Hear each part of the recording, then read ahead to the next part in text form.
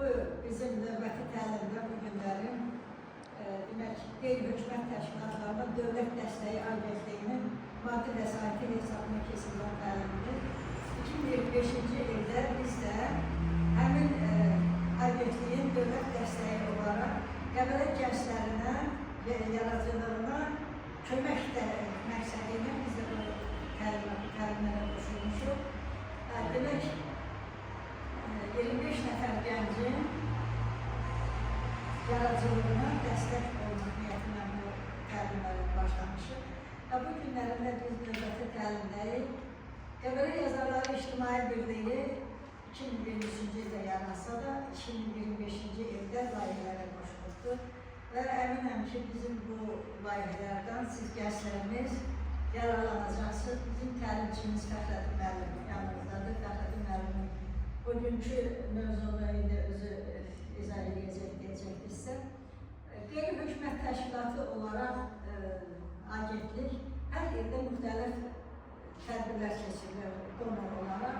Bugün də həmin donorun maddi vəsaiti ilə keçirilir və növbəti bu bir saatlıq təlimdən sonra bizim çay, kofe saatımız olacaq. Bundan sonra ikinci bir təlimə başlayacaq.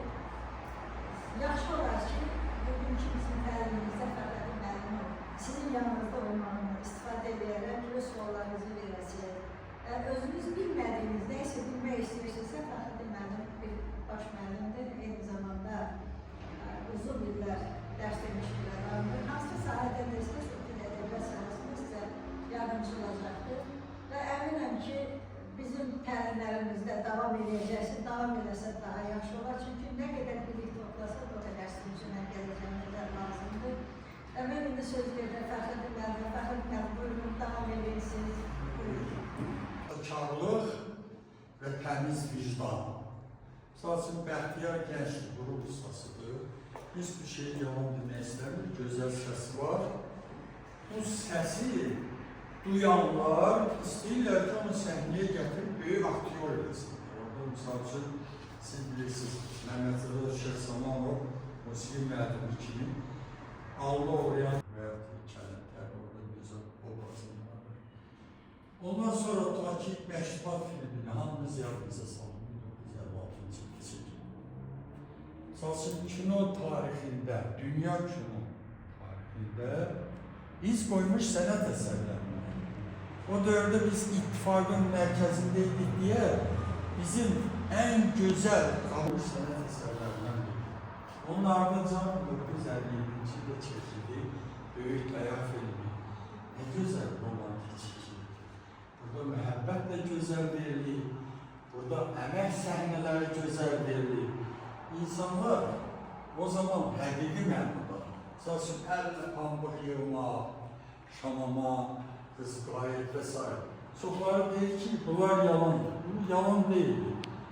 Reallıq idi bunlar. Misal üçün, mənim bacım Ağdaşlara pambıq yığmağa girdi. Deyirdi ki, gündə mən bir kere göstərən bayraq, bir daha yığmaz. Ne yaxşı ki, biz Sovet hökuməti dağılandan sonra o bayrağın bir də qalxışını gördük və indi məğrurcasına bayraq meydanında qaldırılır və düşmənləri gözləmiş. Rus şovinizmin törətdiyi vəhşilər istəyəyin kimi tutuyoruz. Rusiya Azərbaycanda Azərbaycanlara qarşı edilen mübarizədir. Bizim prezidentə qarşı yargılanan qeytanlar. Xocalı biz azad eləmişik, deyirlər ki, yox, bizim də o şəhər. Xankəndini azad eləmişik, ermənilərin deyil, Türklərin deyil, ermənilərin orada bir erməni abidəsini dağıtmışıq, biz bunun dalmasını edirlər. Biz də deyirik ki, sonunda bizim bir yerlə mədəniyyət abidələrimiz, məscidlərimizi altı eləmişsiniz, qolumuz dağılmışsınız. Ondan niyə danışmışsınız? Ancaq hər halda həqiqət qələbə çalacaq, özlərini tutacaq və biz inanıram ki, bu döyüşdən də zəfərlə çıxacaq və zəfər bayramımızı hər il böyük coşqunluqla keçirəcək. Belə mühasirəli şeylər yazacaq, mən də oxuyacaq.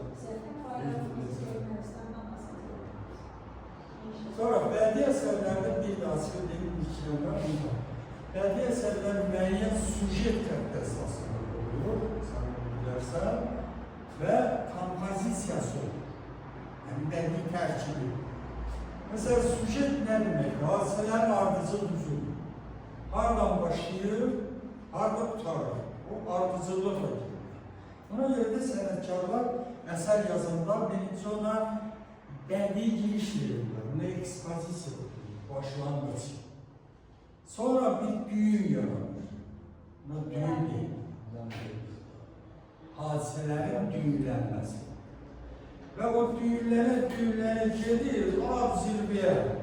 Ona deyirlər kulminasiya, əsərin kulminasiya nöqtəsi. Ondan sonra başlayır razviyas, açılışdır. Yavaş-yavaş bu düyünlər açılır və axırda gedən istəyirlər sonu və yaxud da ekli. Anladın mı? İndi eklonlar bəzən necə olursa hadisələr düzənləmə şəklində verilir. Bəzən də eli yerdə kəsilir ki, onu bırakırıq oxucunun özünə. Müəlliflər əsəri o cür tutarırlar ki, oxucu icra edəcək. Məsəl üçün, Gülcəlalın bir dirilmə var. Bəlkə də o təmiz olur. Qolçamaq dövründən bəhs edir. Orada bir yetim uşağı bir bəy götürür, saxlayır evində. İndi nədənsə ağzını tutur, qız uşağı olacaq. Fərizə alır. Götürür başının üstünə və daşlara çıxır. Əsər orada da tutarır. İndi baxın, ardasa Polşadan bir oxucu məktub yazır. Müəlliflər. Deyir ki, mən bu əsəri ağlayar yoxudum, sizdən rica edirəm. Mənə yazın ki, bu Fərizə böyündür, yoxsa sardır. Müəllif də yazır ki, yox, bunu Sovet rəkibləri xilas elədilər, hal-hazırda yaşayır və filan nömrəli məktəbin filan sınıfında olur.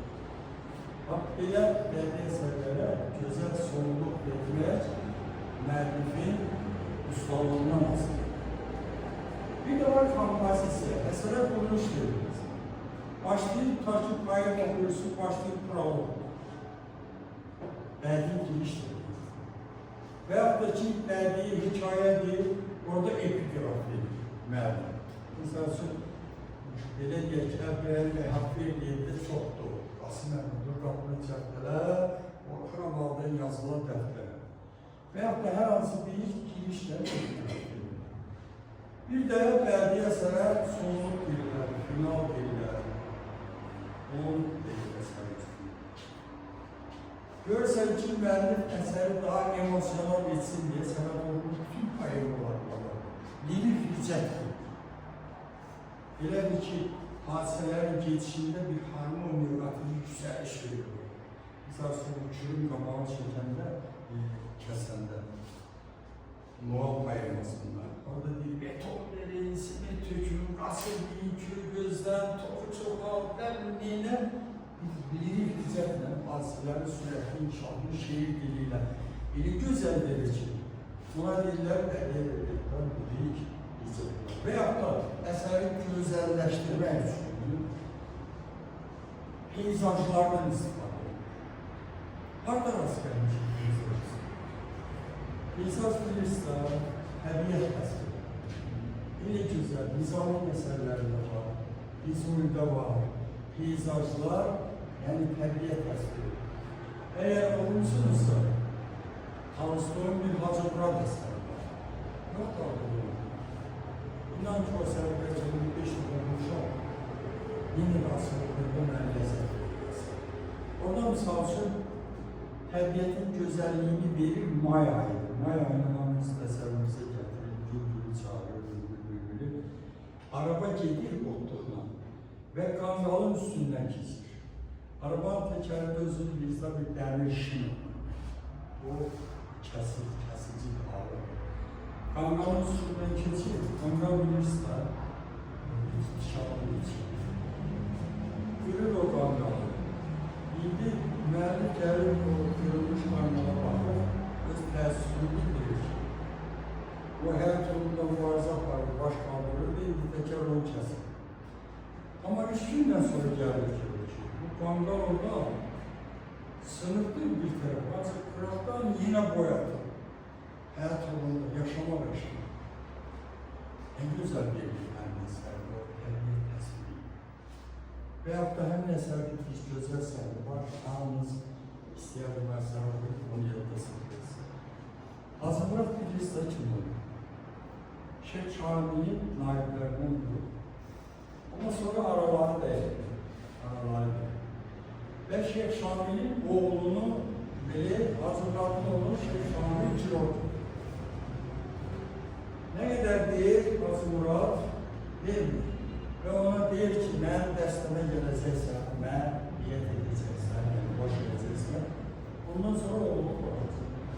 Hacı Murad o kadar bir olur ki hiç vaxt buna razı olur. Buyurup ona imkan verir. Mesela Hacı Murad uşaqlıqdan bir asiymiş və küdeymiş. Ve 7 metreden atın üstüne hoplanabilmiş. 7 metreden bir sıçrayış. Özde neçə 100 Rus əsgərinin başını şəxsən öz xəncəriyle kesmiş. Rus işğalı özü bir staşınlar qarşılasına gelir.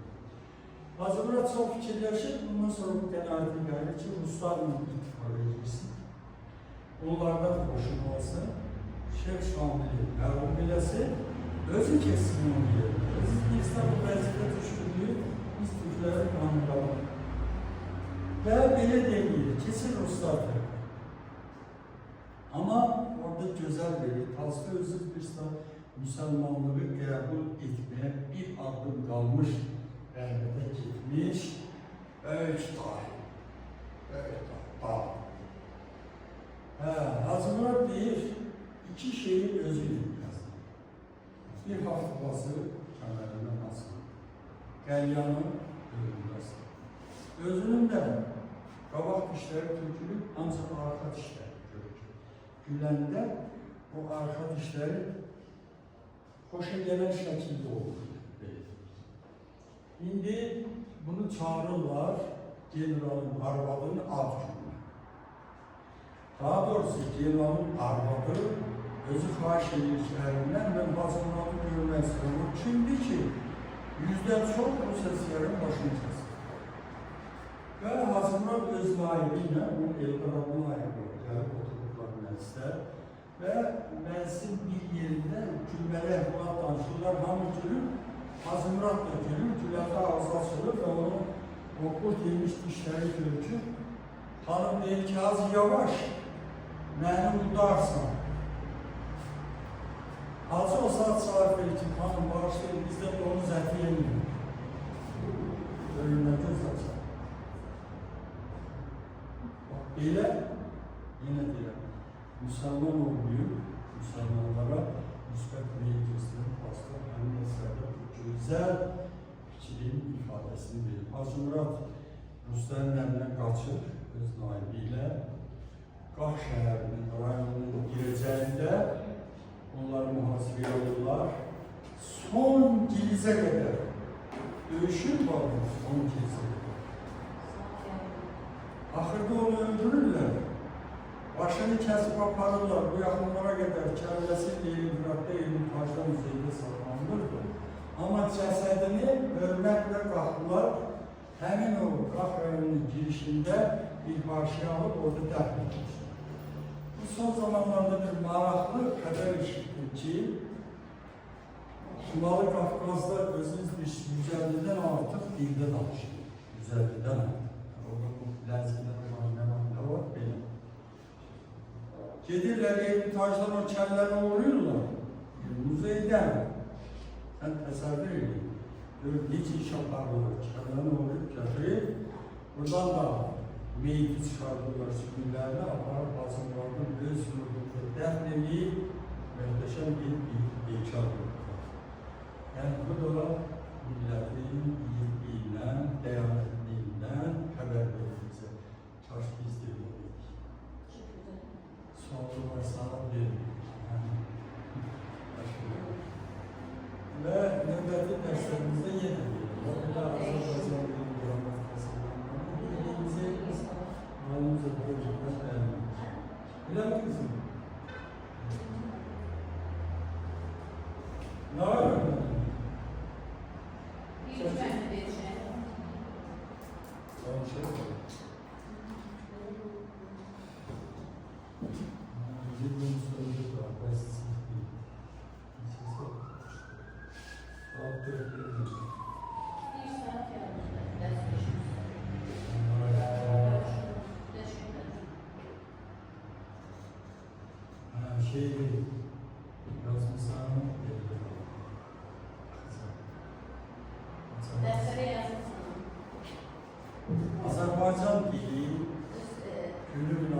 ile şiir müsaadesi kesildi. Ana dilim şiiri Bəkər Bağzadənin qiraəti qarşınızda. Yəni, istərdim incə orada iştirak edir. İnternette var, mən buna deyim. Bugün okudum. Bəkər Bağzadənin ana dilim şiirini qiraətimizdə müsahibə keçirir. Gözlər gün yok. Ona ve ben inanıyorum ki birinciye tutmasın, ikinciye tutmasın. Şehir güzel, özümüz. İki şehir hazırlarsan, biri kaler zaman. Onu değersen, orada bir daha biliyorsun ki ben isteysen bir yazım hazırlamışım. Dinleyeceklersin. İki farklı şehir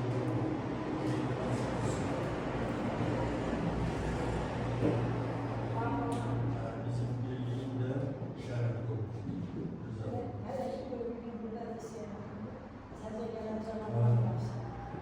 Evet, evet. Kim yeri varsa görürsün. Ne güzel. Ana arasın ne dersin? Yakışıyor mu? Bir lira salıyorum ben zaten. Hoştu. Yok, geldi sen geleyim. Yok, seni başka yerde yakışıyorsun ona göre. İçine bak mesela. Dillerine bak. Bak, bak. Bakma bak. Ben bu kalıcı mısınız?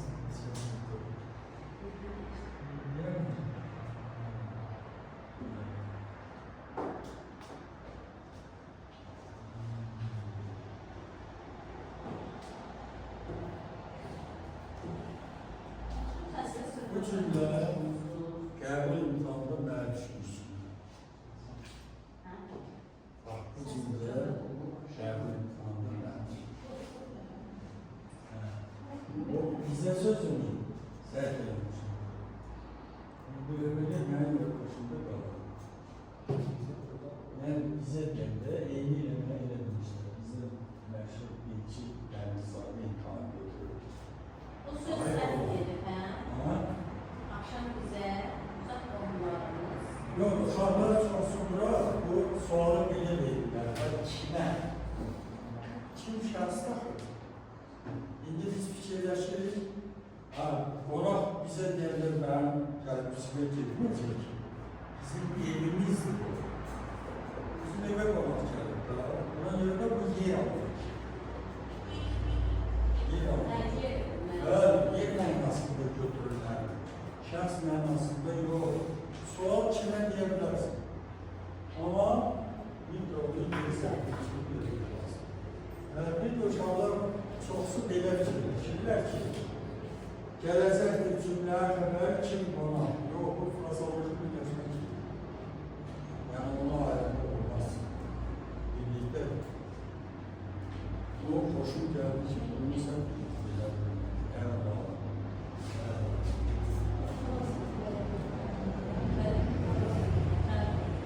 sonra orta məktəbdə uşaqlar birinci növbədə həmişə deyiyoruz.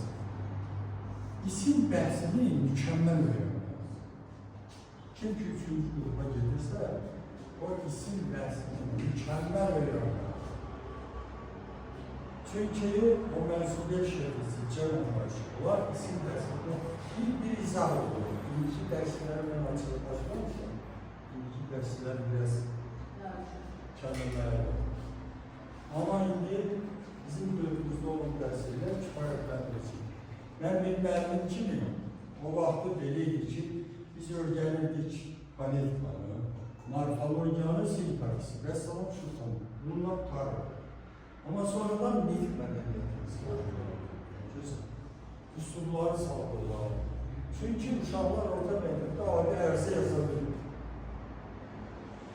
Mesela üsulları öyrənəndə rəsmi işgüzar üsulda iki var. Rəsmi sənədlər, konstitusiya daxil olmaqla dövlət sənədi. Rəsmi sənəd. Bir də var işgüzar sənədlər. İşgüzar sənəd nədir? Sən ərizə yazmağı bilməlisən, protokol yazmağı bilməlisən, ondan sonra reklam verməyə bacarmalısan, dəvətnamə yazmağı bacarmalısan, mütləq. Adi sənədlərdən sən başa çıxmaq. Məsəl üçün, yolda polis tutur, deyir ki, sən cəriməyəsin. Niyə, nə üçün? Onda sənin ixtiyarın var ki, mən cəriməyəsin. Onda 2 dənə hal şahid yap, niyə nə üçün? O saat qaçacaq. Qaçacaq, sənə cərimə yazmayacaq. Gecə yaşları keçərək edəcək. Çünki o 2 hal şahidi var ama. Orada mütləq axt yazılmaz, onları bol çəkməli. Mən sənin aktdan da başın çıxanda, sənin üçün çox rahat olacaq. Çox rahat. Bir də uşaqlar mütləq Azərbaycan dilini olaraq ictimaya keçirilməliyiz. Biz öz hüquqlarımızı bilirik. Hüququmu mən bilmirəm, sözü müdafiə edirəm. Bax, ictimaiyyətdə indi mən desəm verilir hansılar. Tariflərinin tərkibində onlar haqqındakı özünü müdafiə etmək üçün öz hüquqlarını orada öyrənirsən. Ki, mənim konstitusiya var idi, yaratmaq, irəni girmək və s. Və filmlərdə də bu öz əksini var. Bir gündəlik Suraviram Pambayırma 5 ticarət tələb edir. İndələ ev işlərdə var, uşaq. Sal qəlbimə duman çəni. Duman yazılır. Çən olur. Qoy unudum mən də səni. Belə sevgi olmur axı.